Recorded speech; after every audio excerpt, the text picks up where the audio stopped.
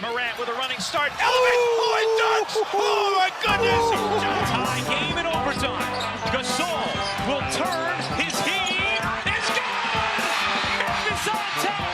7-10 remaining. Conley now with three. Count it!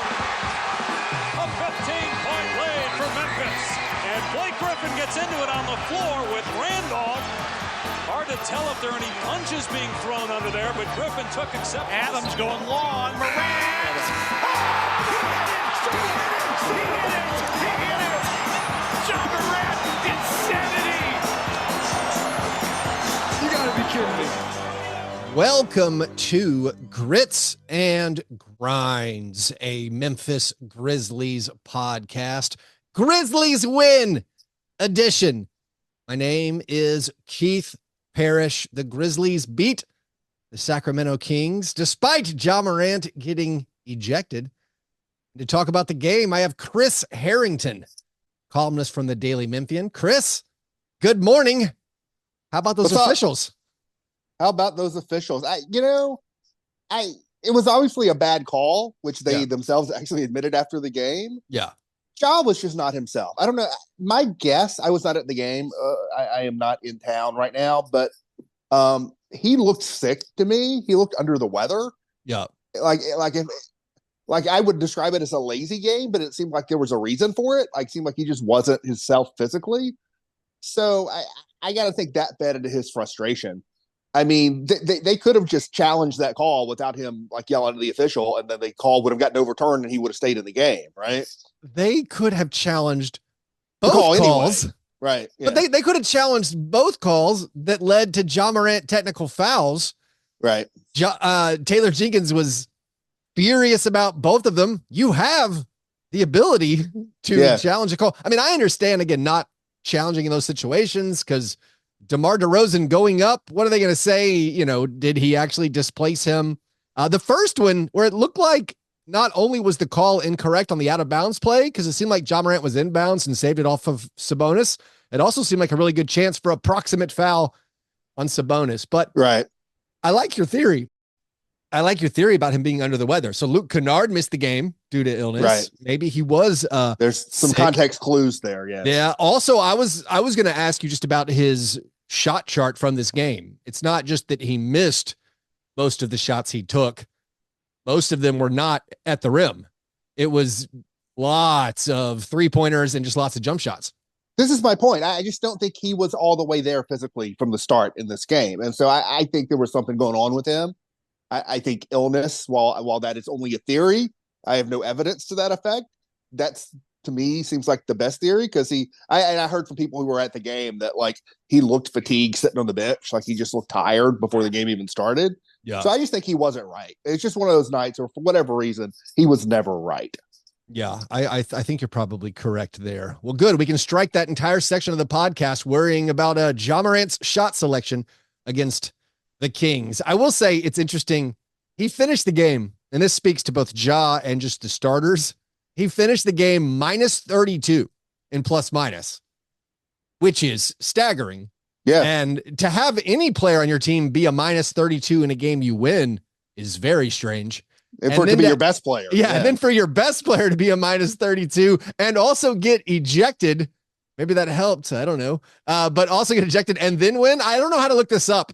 Like, I don't think Basketball Reference has a player was ejected status that I can toggle on to search for that. Cause it seems like how many games have players won where they were ejected at a minus 32? I mean, it was a weird game, and it's, there are a lot of higher profile teams that have gotten flack for how little depth they have. Yeah. Denver and the Lakers. Yes. I don't know how this happened, but certainly the Kings maybe have the worst depth in the league. That is a 6-man team right now. Yeah. The Kings have zero depth. We knew they had no front court depth. I think that was something people talked about a lot coming into this season. They're like, wait, Trey Lyles and Alex Lynn is all you have on paper? Like as far as your backups there. Also, the Kings can't make 3-pointers, and they did not make any 3-pointers. They made 8, not to be hyperbolic, but they made 8 3-pointers. Which is particularly bad when you have like Kevin Huerter and Malik Monk on your team. Like Kevin Huerter was like shot like Ja in that game, basically. Yeah. Kevin Huerter didn't make a 3-pointer.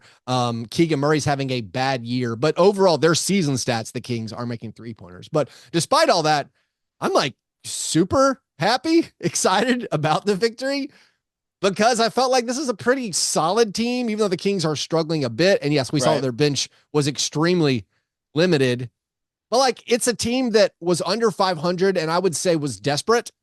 So like, I think they had extra motivation to like, this is a winnable game. And I don't trust us against teams that are at mostly full strength. Well, and it's sandwiched in between the at Dallas, which they've already lost, and the at Boston, which they are probably going to lose. Yeah. And so like you avoid a 3-game losing streak by squeaking that one out, Yeah. And also the manner that the game unfolded where you were down by double digits in the first half. And then you're losing at times in the second half and Ja Morant looks bad and Jaren is not dominant by any stretch of the imagination. You're being carried by your deep bench. And then to pull that win out, also it was a clutch game. I mean, technically it was a clutch game. It was close game, final 5 minutes. We had not won many of those. They hadn't had any. I mean, this is the thing. Right. There was a thing going around on social media, and it was a particularly like mean-spirited, like it was like, here's the ranking of, it was on one of these like aggregator sites or like made up sites or whatever. And it was, here's the ranking of the worst clutch net ratings in the league. Yeah. And it was the Grizzlies was the worst. And then the photo on the tweet was Marcus Smart, after the Dallas game. Yeah, sure. The Grizzlies had played the second fewest clutch minutes of any team in the league. Yeah. Only Washington, which gets blown out every night, had played fewer clutch minutes than the Grizzlies. So that's something I've been looking at. Mm-hmm. And it hadn't reached the point yet to me where there was enough of a sample to even talk about it. It was like, I'm interested in how the Grizzlies do in close games, but they got to play them before I start talking about how they do in them, So here's another stat that speaks to that. And it's not from a weird aggregator site. It's from Owen Phillips, who has a really good Substack that I subscribe to. He was listing all the teams based on how many possessions they've played this year, either up by double digits, down by double digits with within that frame, also within single possession games. The Grizzlies before the game against the Kings had played the fewest possessions of any team within a single basket where the score was within 3. Right. So that's not just clutch, like the entire games. Right. It was like the Grizzlies were last. I can't remember if it was the Wizards were second to last. And then it was like the Cavs were third to last because the Cavs are always winning. But it's like the Grizzlies, they've lost badly a few times. They normally blow out terrible teams. I think they had 10 wins. Now I think the Grizzlies have 11 wins against teams with losing records so far. Right. But we haven't, you're speaking to your point, we haven't seen them play close games, close possessions. And then with the Mavericks game immediately in our memory and that distaste of, oh, wow, we look completely lost when the game matters. No, we can talk about these individual games, Dallas, Sacramento, and we can speculate about how we think they might approach these situations and how they may perform in these situations. But there's not yet enough data to generalize about what they do in these situations. We don't know. Yeah. The Grizzlies are 1 out of 9 on 3-pointers in the arbitrarily defined clutch minutes. Yeah. Right. Again, it's been so few minutes. One thing so interesting about this game, because of no Ja Morant, your closing lineup, of course, not really who you would normally roll out there, but the Desmond Bane, Marcus Smart minutes, this also speaks to small sample size. The Desmond Bane, Marcus Smart minutes without Ja Morant this year have been tremendous. And I don't know if that's just, we're talking 130 possessions so far. They've been crushing teams. A lot of that is boosted by a 4-minute stretch against the Kings where Santi Aldama didn't miss any shots. It's interesting. So, we talked about they had not played a lot of close games, but this is, I think, 3 games in a row. What was the last game before Dallas? Was it New Orleans? I am now blank. Yeah. But New Orleans was on Friday. No, we played on Sunday against somebody, didn't we? Well, maybe that was a blowout, but I don't remember. But the last, they played at least, if not the last 3, the 3 of the last 4. They played games where with 6 minutes to go, the game was up for grabs. Yeah. And so that's sort of when you come back around to a closing lineup at some point. And it was different last night because Ja got ejected. So Jake Laravia was basically in the Ja slot. Yeah. But otherwise, they have come around to the same closing lineup eventually. It was late to get there with Jaren last night. But they've come around to the same closing lineup, which is the big three or Jake Laravia. It's part of your big three last night with Marcus Smart and Santi Aldama. They've come around to Marcus Smart and Santi Aldama. They start Jalen Wells, Brandon Clark. They have been coming around as a closing lineup to Smart and Aldama, which is not surprising to me. It kind of makes sense the way the roster's set up. The Smart stuff is interesting. I don't know how much you want to get into that or not. He was the great villain after the Dallas game. Yeah. Overall, even when you throw that into the mix, like his numbers overall in the 6 games since he's come back have been pretty good. Absolutely. Let's come right back. I want to put a bow on a couple of things, and then we'll talk about Marcus Smart. The Grizzlies beat the Pacers on Sunday. That was the game. That was the game before the Mavericks. That was the game. Comeback game. They got down. Yeah, they got down, and then they ran away with it. This is also interesting. I thought Desmond Bane and Marcus Smart with no point guard at all. This is no Ja Morant or Scottie Pippen Jr. We have 97 possessions. The Grizzlies won those 97 possessions by 45 points. So again, 97 still not much. Extremely small sample size. Again, boosted by this last game. So they close usually with Santi Aldama. Let's talk about Santi before we get to Marcus. Santi on an unreal run right now. The Santi pendulum swinging all the way up last 4 games since Thanksgiving, Chris. He's shooting 80% from the field. To me, like the tipping point, the questions with Santi are defense and 3-point shooting. Yeah.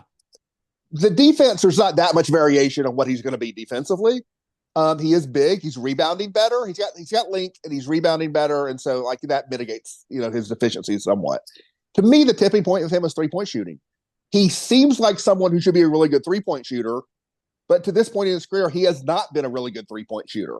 And of late, he has been. And so like there's a big difference between a 40% 3-point shooting Santi Aldama and a 25% 3-point shooting Santi Aldama. Yeah. Like that's a real big difference in terms of quality of player. And I'm not sure where that's settling for him. I think it's important for him to be a high level 3-point shooter. Yeah. But if he is, that's a really good player. I mean, the last 4 games off the bench, 20 points, 15 points, 15 points, 15 points, and 10 out of 13 on 3-pointers in those games. He was 3 for 3 on threes against the Kings. That 10 out of 13 has now raised him to 36% for the season. A very modest average, but that's what we need.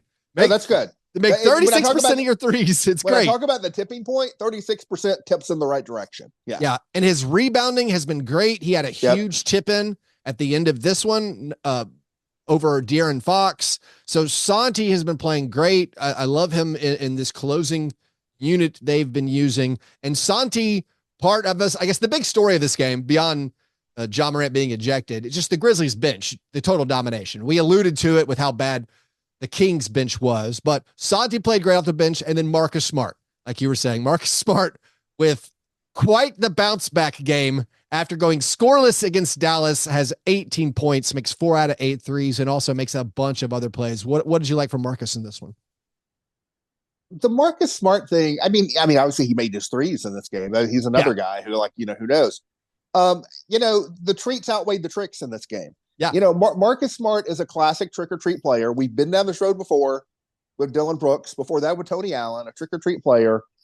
And to me, it's an open question of whether in this game, the treats outweighed the tricks. It went the other way against Dallas. Yeah. Where that is overall, to me, is very much up in the air. I'm not sure how I feel about that. I think there are a lot of fans who have decided the tricks outweigh the treats, and they may be right about that. But I also think we've gotten to the point with Marcus, and I know this is like a social media thing, but I feel like it's probably representative of like the wider fan base, not just on social media.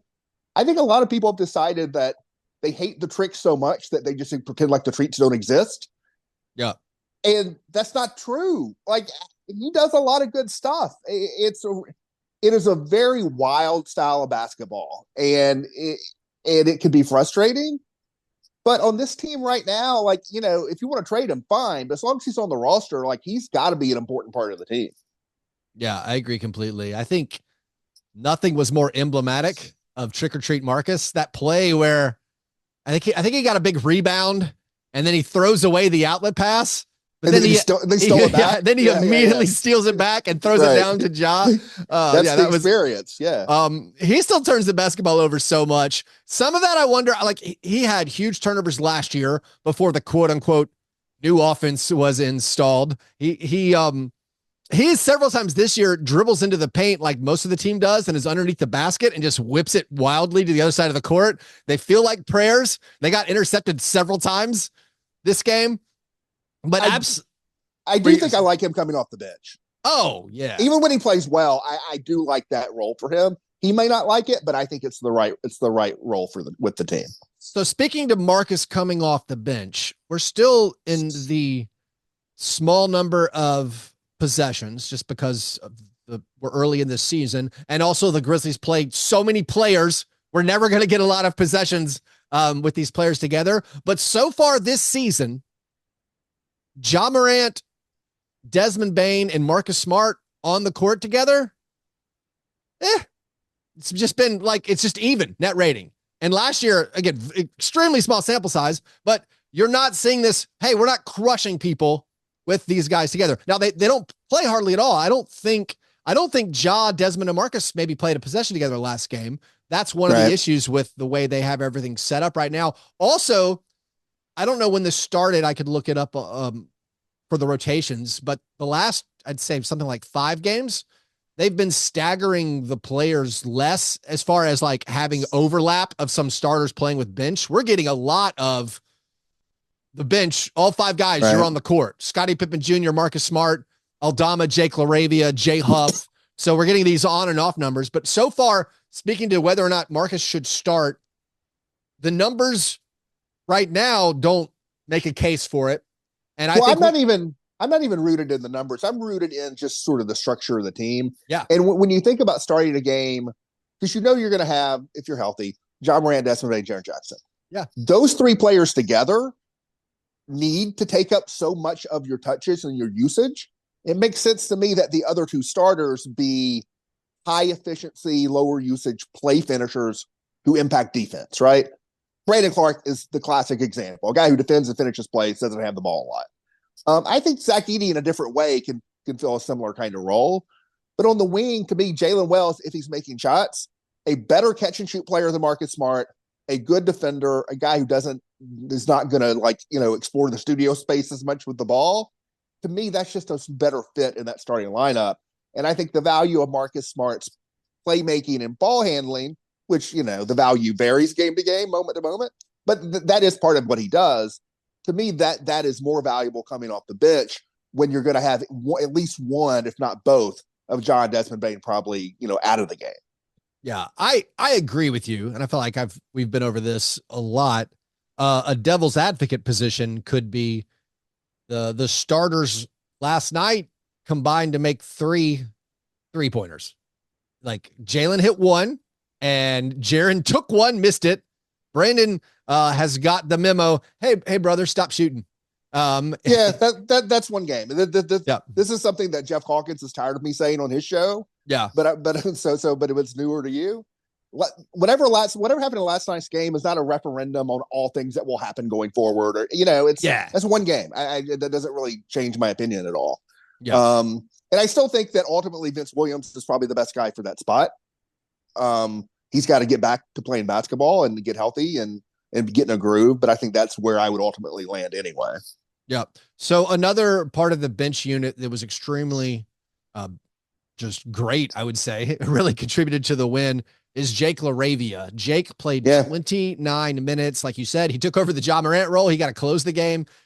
Jake only played 11 minutes or so against the Mavericks, but this was also just a very good performance. He keeps rebounding well. He keeps defending well, and he's just good at, I feel like, attacking defenses. He's one of the best at maybe picking his spots. Like, you don't want to give the ball to Jake and say, hey, go get us a bucket. Like, absolutely not. But like, when the ball comes to him, he will either shoot it if he's open, or if the defense is closing out hard, he will drive by the guy. And he's also really good at drawing fouls and getting to the foul line. So Jake has a tremendous game. I heard, speaking of the Jeff Calkins show, I had a listener tell me that you called Jake Laravia. No, you called Marcus Smart. Is this right? You said he's the new slow-mo. Has this been relayed to me correctly? That is a simplification of what I said. The point I made was that, and I wrote about this in my mailbag this week. Taylor Jenkins had said after one of the recent games where he did play Ja Morant, Scottie Pippen, and Marcus Smart all three together. I'd asked him about that. Yeah. He said those are the three guys that really push our pace. Gotcha. And the comparison I made with Marcus Smart to Kyle Anderson is they are slow players individually in terms of their movement. Yeah. But they abet fast pace of the team. And if you look at the pace numbers, the team pace numbers for individual players, the pace number for Marcus Smart is the fastest of any rotation player on the team. And that was often kind of the case with Kyle Anderson. And the similarity there is that they create fast pace for the team in similar ways because they throw outlet passes, they get the ball off the floor fast, and they create turnovers. So I wasn't making a holistic comparison of the two. Okay. I was saying the idea that slow players can help you play fast. There's a similarity there between the two. Well, that shoots down where I was going. But if you think of the but you can expand it like good defense, shaky shooting. I was going to expand it to the actual playing styles and the actual production and say, like, my initial reaction when I was told that you said that, I'm like, no. Jake Laravia is the new Kyle Anderson. Like, Jake Laravia is the, hey, every game, 10 points, 5 rebounds, 4 assists, maybe a steal and a block. But no, I like what you're saying as far as Marcus pushing the pace. Jake he's gone from a guy where I didn't enjoy watching him play, but I was like, he's super young. I guess let's just stick around and let's see what he's got, to now being like, I really like watching Jake Laravia. And he's now become one of those bench guys where I get excited when he checks in. And when the team's not doing very good, I'm like, hey, let's put Jake Laravia in.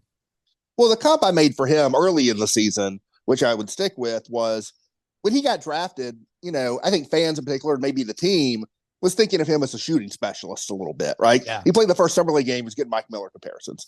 So there was the idea that maybe he'll be the bigger, better Luke Kennard. And what he's really become is like the bigger, better John Conchar. Yeah. Like he is like, the 6'8" version of like the hustle guy who does a little bit of everything and just plays good team basketball. And like, we don't have to go down the road again because I think we're both on the same page. Like in retrospect now, and maybe a lot of people thought so at the time, I think it was a little bit more up in the air, but it was a real mistake not to take that $5 million, team option for next season. Yeah. He doesn't shoot 3-pointers at a high volume. Right. But he's being very efficient so far. He's a viable shooter. Yes. Viable shooter, 39% for the year. And I don't feel like it's a passing up shots situation. He's just attacking what options are available to him, and he's been really, really good. I mean, we're talking a guy who shot 39% overall from the field his first 2 seasons. That's in a grand total of 70 games. But so far this year, he's over 51%, 58% on 2-pointers combined with 39% from the 3-point line. Also, like per 100 possessions, I mean, averaging 7 assists is really impressive from Jake. Let's take a quick break, Chris, and then we'll come back and talk a little bit more about this game.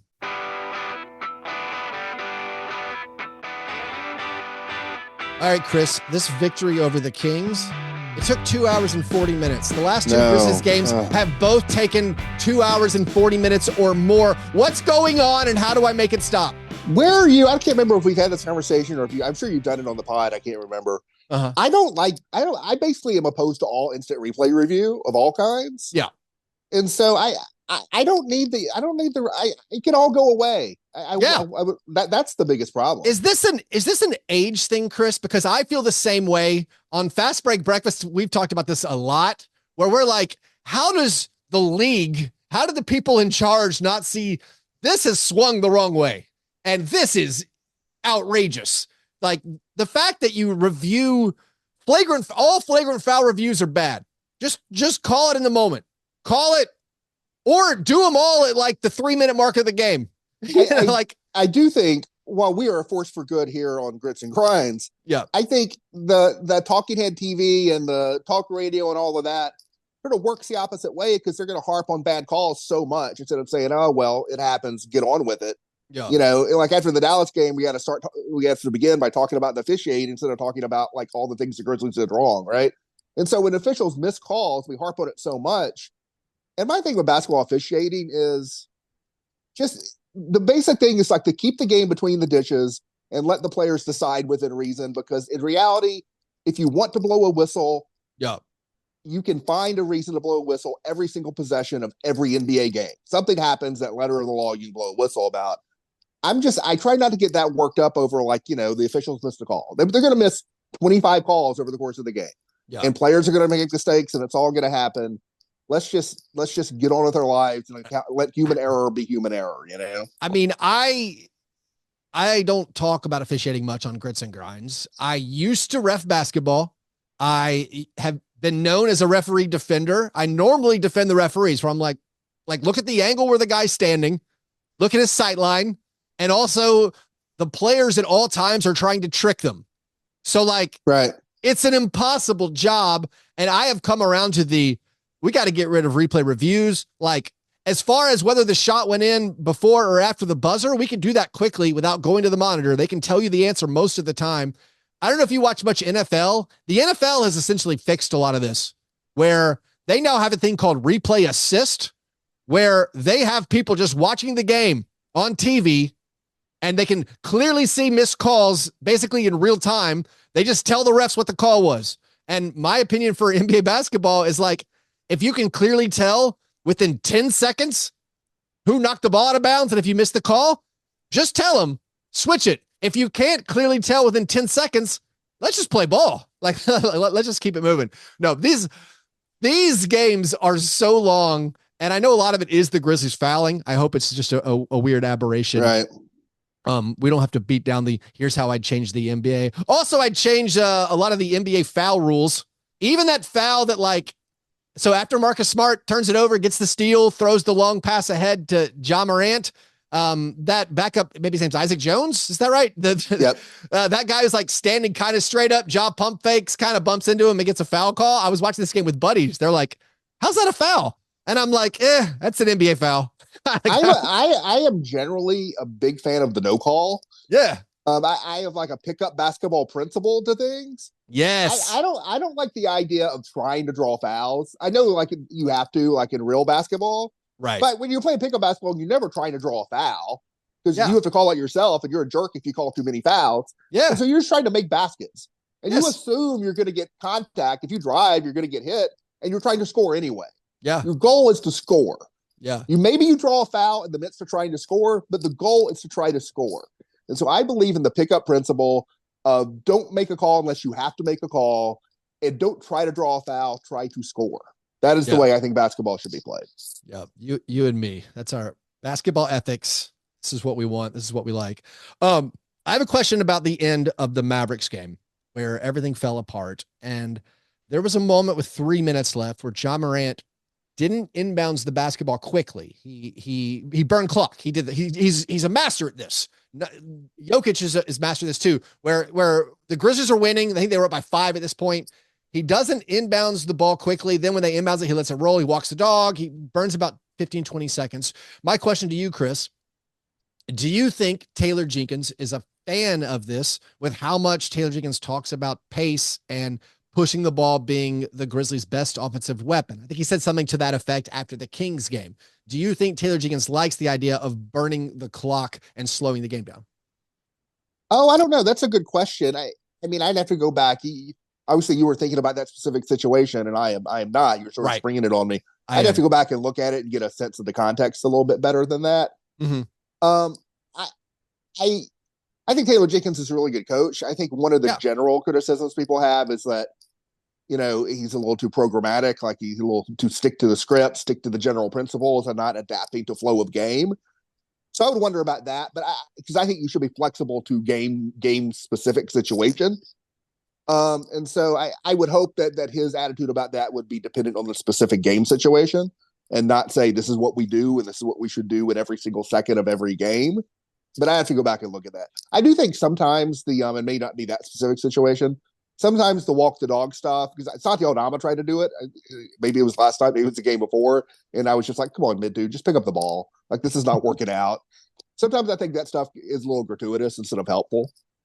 Yeah. I mean, I think he was asked about the late game execution, and he said, that even I just lost it again. Something about pushing the pace is one of their biggest weapons in offense, although they still, they might need to slow it down for a game situation. I was just curious because Ja has been the master of that burning clock thing. And it was one of those things where like, I wonder just if they figure whatever advantage you get by burning 10 to 12 seconds off the game clock, you lose it. Presumably that moment is coming off of a made Dallas basket, right? It's coming off of an inbounds. Am I accurate in what you're talking about? Yes. Yeah. So so you've lost a little bit of your pace advantage there. I mean, after a made basket, Dallas is getting this set up. My general thing about down the stretch of that game in particular is that like they didn't really run offense. Yeah. It was just call 12. And like, that just wasn't, they have to be better. This is a over the course of the season thing. Like I wrote about this recently where if you look at the offense this season, the inputs are different, but the outputs are the same, basically. Yeah. And so when you get to their half court, you look at the kind of shots they're taking and the play types and all that, it is radically different. But they're the same team as they were a few years ago, where they're a top 10 offense, but it's because of pace and rebounding. If you look close, they're not that good in the half court still. Like, they gotta, over the course of the next 3 quarters of this season, become a better half court basketball team for playoff basketball. Right. Same as it ever was. We got a little bit of Zach Edey news. Apparently he's much further away than we anticipated. Yeah, I didn't get the full, because I was not in Memphis for that game. I didn't get the full context of that. So I'm not, and I haven't had a chance to talk to Drew about it and see if there was more. So I'm not sure whether that was an ankle thing or a conditioning thing. Mm-hmm. But whichever it was, there was an anticipation he was going to be back, roughly by the end of this week. Like, if not this weekend, then probably the next game after that was the way they'd made it sound. And I guess they got him into a hustle practice and they thought, hey, he's a couple more weeks away than that. So it sounds like it's going to be a couple more weeks. What do you think? It sounds like he'll be back mid-December. What do you think the integration of Zach's going to look like? I mean, the Grizzlies technically have been playing very, very well without him. Well, I think he will step right back into the role he had when he got hurt. Remember, they had already made the starting lineup change before he got injured. That change was not a result of the injury. Yep. So they had started Brandon Clark, and they were playing Zach Edey off the bench. But they were playing him basically the same minutes as they were when he was a starter. Yep. And I think, Jay Huff stepped into a rotation role in Edey's absence. Even though Huff has generally been playing well, I suspect that Edey will step right back into the role he was before. So I think he'll be playing 20-ish minutes a game off the bench, and they'll take it from there. The YouTube commenters let me know that he's going to solve the late game execution. Just feed Edey? Yeah, you got to post him up, Chris. Okay. Just give him the ball, get out of the way. Jay Huff was a plus 30 against the Kings. Well, I was going to say that earlier. Incredible stuff. That I thought Jay Huff was really important in that game, that he played well. Yeah. Domantas Sabonis averaged last season against the Grizzlies, the 3 games. Domantas Sabonis averaged 22 rebounds. Yeah. That was a Grizzlies team without a big center. And they were playing last night against the Grizzlies team also without a big center. I was really worried Sabonis was just going to have a monster game. And I think Jay Huff coming in and being effective on both ends of the floor was super important for the Grizzlies last night. Yeah, Jay Huff had 11 points. The Grizzlies are 10-1 when Jay Huff scores in double digits. Shout out Rob Fisher for that fish nugget right there. Sabonis had 5 points and 5 rebounds in the second half. And I have to give kudos to Taylor Jenkins for also the players. They've been good at rebounding the basketball this year. Yeah. And that surprises me. Looking at the talent on the roster, I was like, I don't see how they're going to do it. And they've done this without Zach Edey. They've still been good at rebounding. This total team approach to rebounding, schematic or whatever they worked on, it's been effective. Without Zach Edey and without Vince Williams Jr. Yeah. I think he's the most talented rebounder among all the perimeter. Or like John Conchar, also your other good rebounder, That's right. Yeah. They're rebounding well. And that's been really impressive. Finally, Chris, we picked up 2 more regular season games. They were finalized. I feel like some people were thinking, all right, if you get eliminated from the NBA Cup, you'll pick up some games against worse teams. Now we have to play Zaire Williams one more time, who's never lost to the Grizzlies. And we have to go to LA for the Lakers. This seems terrible. Horrible draw for the Grizzlies. No, this is great. This is great. It's a revenge game with Brooklyn. They're not going to lose to Brooklyn 3 times in one season. Come on. You get Brooklyn at home. They got our number, Chris. It's a revenge game against Brooklyn. And the Lakers stink. Go to LA, beat the Lakers in LA.